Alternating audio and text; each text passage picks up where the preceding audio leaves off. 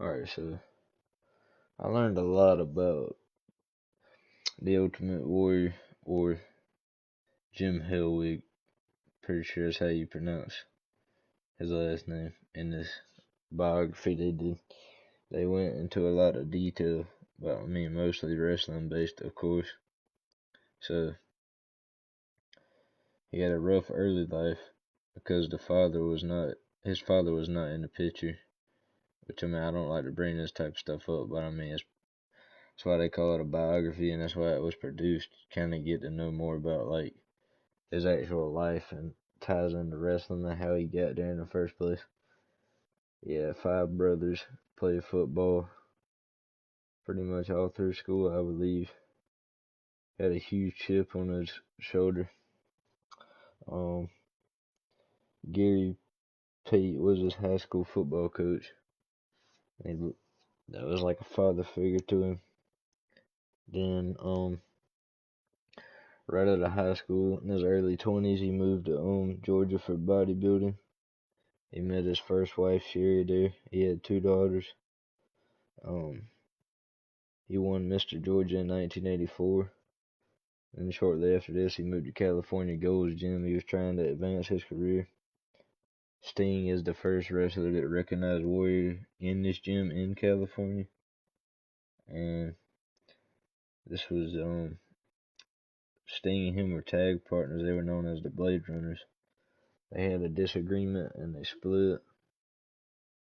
He was first known as the Dingo Warrior before the Ultimate Warrior, but you see how that turned out. It didn't work too well. So that's why I changed to the Ultimate Warrior, because it made a lot more sense.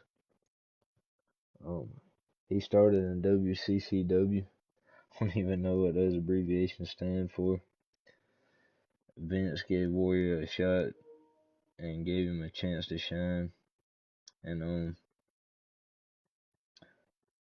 that's why, to the Ultimate Warrior, that Vince was a father figure to him when he was in the company. SummerSlam 98 was about his coming out party against Honky Tonk Man. He won the IC title. Then he started feuding with Andre the Giant. Then, years later down the road, after some complications that a lot of people know, Warrior 4, he was seen as Hulk Hogan's replacement, or like the next guy up for Hulk Hogan. And where's this one right here? So Warrior beat Hogan for the belt at WrestleMania 6. He had some matches with The Undertaker, and he also had some matches with Jake the Snake Roberts. After he won the belt, I think it was in 91, maybe, his career took a skid type of turn. It was a rough year for him in his life and work-wise in WWF. He wanted to be treated like Hulk Hogan, and Vince was not there for that. So he showed up late to one event, and he told Vince he demanded $1 million. Right after that, he signed the check and he fired Warrior on the spot. And then in 92, like a year or so later, was the steroid allegations. He returned after that, slimmed down a lot. He was never the same.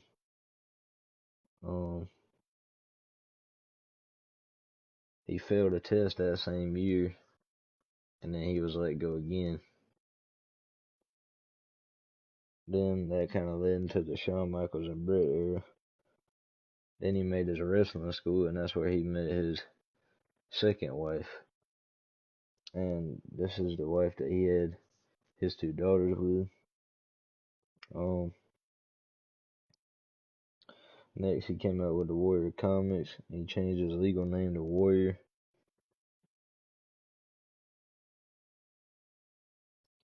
Then in 96, he got hired and let go again. He made a lot of headlines when he gave a speech at the University of Connecticut in the early 2000s. It may have been 03. Don't hold me to that. No, actually, it's 05. I have it right here. Headline in 2005, he came with Heat. started a new passion as a conservative blogger, and this is when his reputation took yet another big hit. Then, shortly after, WWE puts out a DVD completely destroying him, not even giving him any benefit of the doubt, just completely trashing him and his reputation and character. So he declined the Hall of Fame for many years and cut contact. His wife and other family members said he watched the DVD and it broke him in many ways, which I can imagine because, I mean, think about all your coworkers over the years just completely crapping on you, not giving you the benefit of the doubt when they all had their problems. I mean, this is the wrestling business, that not even that. It's just nobody's perfect at all, especially at work, you know. Then years down the road, they kind of buried the hatch, and he became an ambassador for WWE for years. And then he finally got inducted to the WWE Hall of Fame in 2014. And lastly, he gave an amazing speech on Raw. Not sure, that might have been, I think that was that same year, maybe a year after, give or take. Then, shockingly, a couple days later, he passed away. Long live the Ultimate Warrior. I enjoyed this biography. But yeah, man, that's pretty much my thoughts on the whole thing. So let me know what you thought about it. I know it's been out for a while, but I just made a video on it now because I felt like it. Yeah, let me know if you enjoyed the video and give me your thoughts on it if you watched it as well. But thanks for watching. That'll be all.